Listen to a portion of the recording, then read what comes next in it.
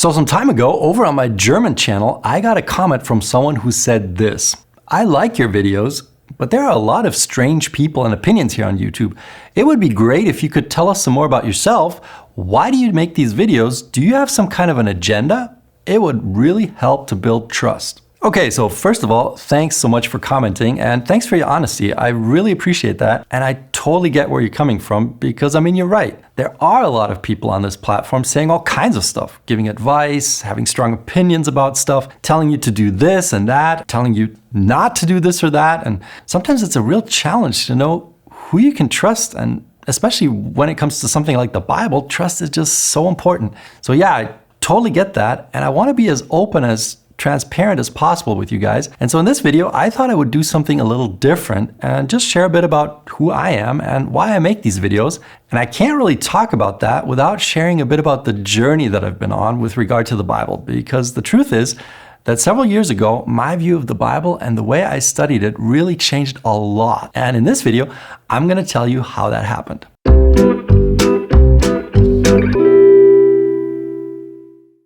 All right, so let's talk a little bit about the person in front of the camera, which would be me. So as you probably know, my name is Chris. I'm a trained pastor and theologian, which means I have spent many years of my life studying the Bible and everything that's related to the Bible. And in my studies, I've focused mainly on the Old Testament. So I have a master's degree and a PhD in that area. And right now I'm working in my home country of Germany at a Christian media center called Hope Media. So this is where I record and edit my videos for Masterpiece Bible. Now, the Bible has always played an important role in my life. I grew up in a Christian home, so I was introduced to the Bible from the very beginning, really. Grew up with the Bible stories that my mom would read to us from the children's Bible every night for worship, which, by the way, is something I can really recommend. If you have small kids, I want to encourage you, find a good children's Bible and read it to your kids regularly.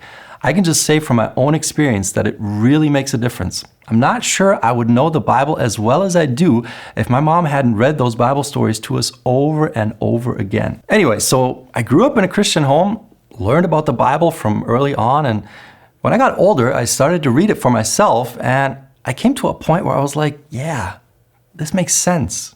This is true. And so I accepted the Bible as the inspired word of God, and I believed what it taught. And then I decided to study theology, which means the Bible became an even more important part of my life. And I studied it a lot, and I absolutely believed that it was a very important book, and I still believe that. But the thing is, I wasn't really excited about it. I mean, don't get me wrong, it was not like it was super boring to me. It wasn't.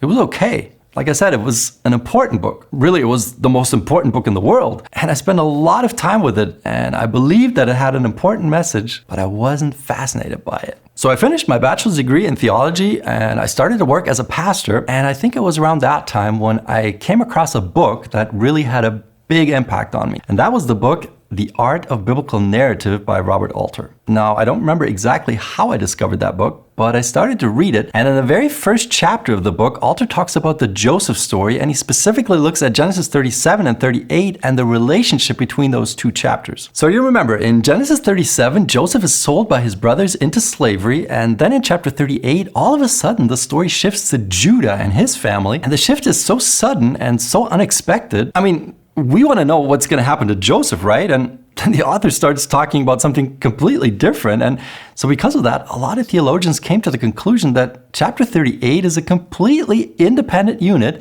that was inserted at some later point into the Joseph narrative, maybe to increase the suspense in the story, but it has absolutely no connection to the rest of the narrative. And for a long time, that was kind of the general view. But now Alter is like, hey, why don't we actually take a look at the text, because there's something really interesting going on here. So at the end of Genesis 37, the brothers have sold Joseph to some Ishmaelite traders, and then they take his tunic and they kill a goat and they dip the tunic into the blood.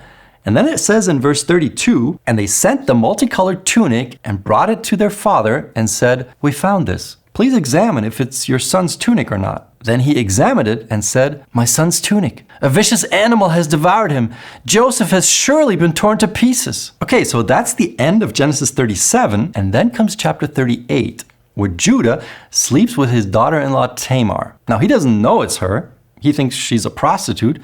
So he sleeps with her, and she ends up becoming pregnant. So 3 months later, Judah hears that his daughter-in-law is pregnant by harlotry, and he says, she's got to be burned. Now here's the thing.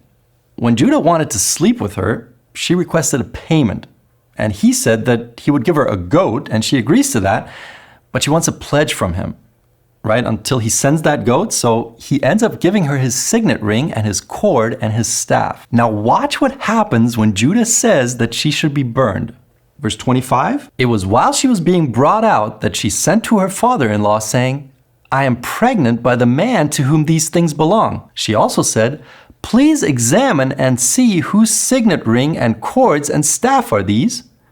And Judah examined and said, she is more righteous than I, since I did not give her to my son Shelah. So, did you catch it? It's the exact same combination of terms, just like at the end of chapter 37. There, the brothers send the tunic, which they took from Joseph, to their father and say, please examine, and then he examines it and makes a statement. And here in chapter 38, Tamar sends the things she took from Judah to him and says, please examine, and then he examines them and makes a statement. So once you see that, it's pretty obvious that it's not a coincidence and that these two chapters have been placed next to each other very intentionally, which means that Genesis 38 is not some alien element, but actually an important part of the story. Now you might be like, okay, that's kind of interesting, but for me, when I read that, it was a real paradigm shift, and it just opened up a completely new perspective, because really for the first time I realized that the Bible is not just an important book that contains important truths, but that it's actually a beautiful book, that it's really a work of art that has been written extremely intentionally, which means that everything in here is significant. Every word, every detail is important, and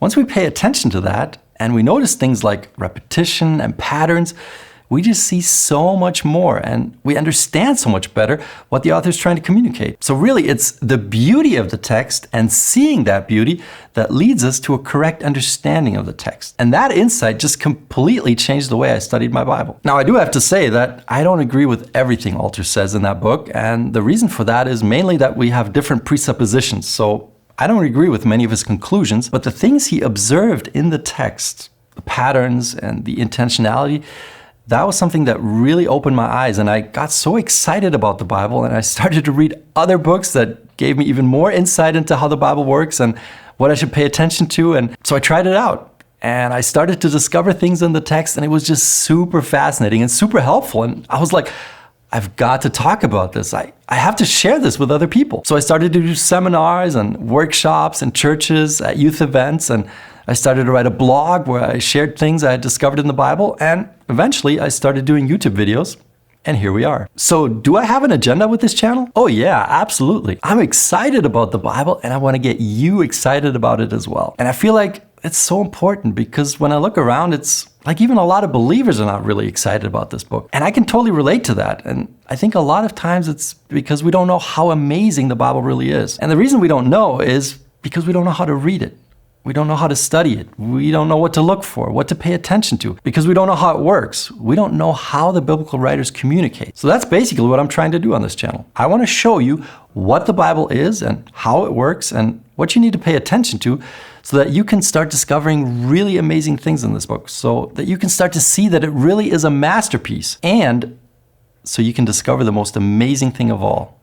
And that's Jesus, because that's who this book is ultimately all about. I mean, Jesus says so himself. Once you start paying close attention to the text and you know what to look for, you see that he's right, because he's everywhere in this book. And it's really, really beautiful and really, really fascinating and really, really meaningful and relevant for us today. And if you want to learn more about this, then you should definitely check out this video next, where I talk about the practical benefits of finding Jesus in the Bible. So go watch that next, and I'll see you there.